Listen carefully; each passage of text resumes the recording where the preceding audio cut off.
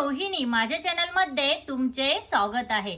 तर मैत्रिणींनो, तुम्ही साडी घातल्यानंतर जाड दिसता का? तुमचे दंड हे जाड दिसतात, म्हणजे तुमचे आर्म्स हे जाड दिसतात का? त्याचबरोबर तुमचा चेस्टचा भाग ही मोठा दिसतो का?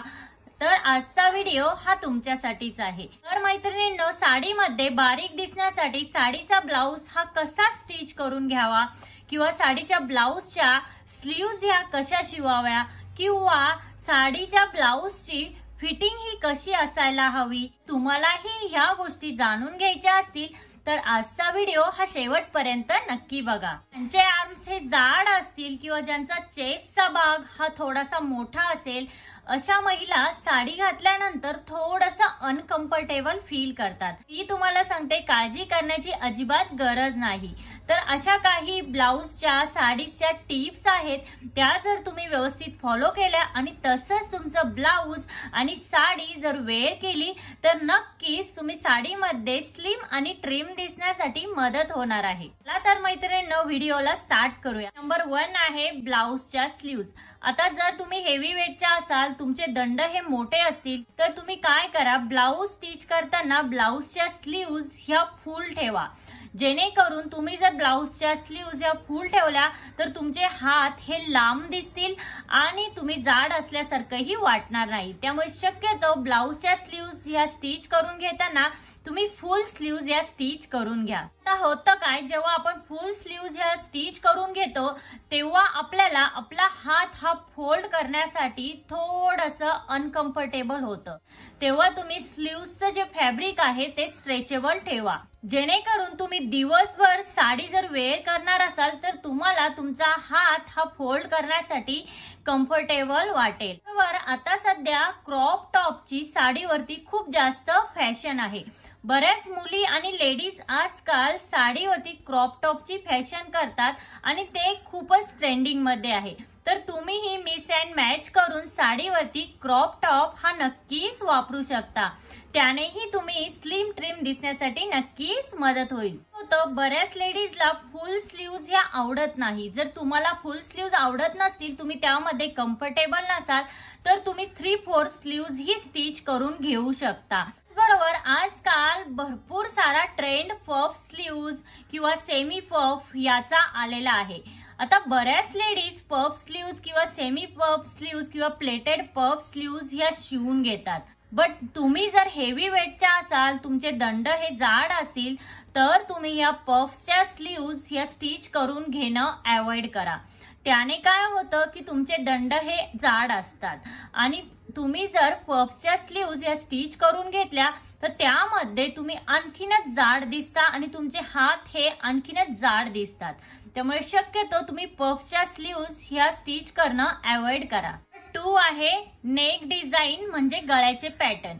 आता जर तुमची अप्पर बॉडी ही हेवी असेल, तुमचा खांद्याचा भाग हा सरळ जाड असेल, तर तुम्ही काय करा, ब्लाउज स्टिच करताना व्ही नेकची डिझाईन ही स्टिच करून घ्या। ते काय होईल, तुमचा जो व्ही नेक असतो त्याने तुमचा हा जो भाग असतो हा थोडासा व्हिजिबल होईल, त्यामुळे तुम्ही स्लिम दिसून याल। त्यासोबतच तुमची मान ही उंच दिसेल आणि ऑटोमॅटिकली त्यामध्ये तुम्ही उंच आणि बारीक दिसून याल। त्यामुळे शक्यतो तुम्ही ब्लाउजचा नेक हा डिझाईन करून घेताना व्ही नेकचा डिझाईन करून घ्या, त्याने तुमचे हे खांदे असतील तर तेही शॉर्ट दिसण्यासाठी मदत होईल। त्याचबरोबर ब्लाउज स्टिच करून घेताना तुम्ही राऊंड नेक, स्क्वेअर नेक अशा प्रकारचे नेक ही स्टिच करून घेऊ शकता। बट त्यामध्ये तुम्ही जे राऊंड नेक स्टिच करून घ्याल ते तुम्ही थोडेसे असे पसरट घ्या, किंवा स्क्वेअर जरी तुम्ही शिवून घेत असाल तरीही तो थोडासा पसरट घ्या। त्याने काय होईल की तुमचे आर्म्स हे जाड दिसून येणार नाही आणि तुम्ही त्यामध्ये बारीक दिसाल। नेहमी लक्षात ठेवा, जेव्हा तुम्ही ब्लाउज स्टिच करता तेव्हा ब्लाउज मध्ये खूप साऱ्या डिझाईन्स किंवा खूप सारे असं वर्क ते अजिबात करू नका, त्याने तुमचा लुक हा डिसेंट किंवा रिच अजिबात दिसून येणार नाही। शक्यतो तुम्ही ट्राय करा की तुमचा ब्लाउज हा सिंपल स्टिच करून घ्या, त्याने तुमचा लुक रिच, सोबर आणि सुंदर दिसण्यासाठी नक्कीच मदत होईल। तर नंबर 3 आहे ब्लाउजेस डिझाईन। आजकाल मार्केटमध्ये कुंदन वर्क, आरी वर्क हे खूप जास्त याचा ट्रेंड चालू आहे। तर तुमची जर अप्पर बॉडी हेवी असेल, तुमचे दंड हे जाड असतील आणि तुम्हाला साडीमध्ये जर बारीक दिसायचं असेल तर तुम्ही हेवी वर्क किंवा आरी वर्क किंवा असं कुंदन वर्कचे ब्लाऊज अवॉइड करा।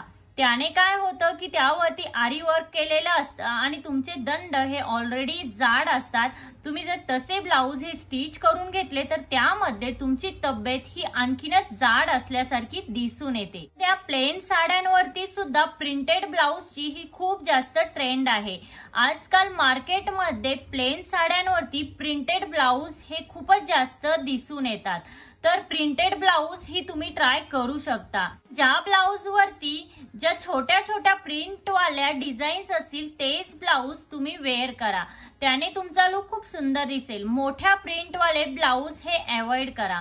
मोठ्या प्रिंट वाल्या ब्लाऊज मध्ये तुमची तब्येत ही जाड दिसून येईल, त्यामुळे शक्यतो ते ब्लाऊज ही स्टिच करून घेताना तुम्ही छोट्या छोट्या प्रिंटचे ब्लाऊज हे सिलेक्ट करा। आहे ब्लाऊजचं फॅब्रिक। आता जर तुम्ही हेवी वेटचे असाल, तुमचे दंड हे जाड असतील तर तुम्ही ब्लाऊजचं फॅब्रिक निवडताना कॉटन, हार्ड कॉटन किंवा ऑर्गॅन्झा अशा प्रकारचे फॅब्रिक हे अवॉइड करा। यामध्ये तुमची तब्येत ही जास्त दिसून येईल। तुम्ही शक्यतो सॅटिन, जॉर्जेट, शिफॉन असे जे फॅब्रिक आहे त्याचे ब्लाऊज तुम्ही स्टिच करून घ्या। त्यामध्ये तुमचं जर हेवी वेट असेल तर ते दिसून येणार नाही। तर लास्ट टिप आहे ब्लाऊजची उंची। आता बऱ्याच लेडीज ही चूक करतात, ब्लाऊजची उंची किंवा ब्लाऊजची लेंथ ही खूपच कमी शिवून घेतात। तर त्याने काय होतं की तुमची अप्पर बॉडी ही हेवी असते आणि त्यामुळे तुम्ही जर ब्लाऊजची उंची ही खूपच कमी शिवून घेतली तर त्यामध्ये तुमचं फॅट हे विजिबल होतं। आता तुम्ही हेवी वेटच्या असाल तर ऑब्विसली तुमचं पोट ही जास्त असेल आणि जर तुम्ही ब्लाऊजची उंची ही कमी स्टिच केली तर त्यामध्ये तुमचं पोट ही विजिबल होईल आणि त्यासोबतच तुमचं फॅट ही विजिबल होईल आणि त्यामध्ये तुम्ही आणखीनच जाड दिसाल आणि खूप विचित्र दिसाल। त्यामुळे शक्यतो ब्लाऊजची उंची ही कमी शिवण्यापेक्षा तुम्ही थोडीशी मीडियम किंवा तुमच्या हाईट नुसार तुम्ही ती स्टिच करून घ्या। ह्या होत्या ब्लाउजेसच्या आणि साडीच्या काही टिप्स।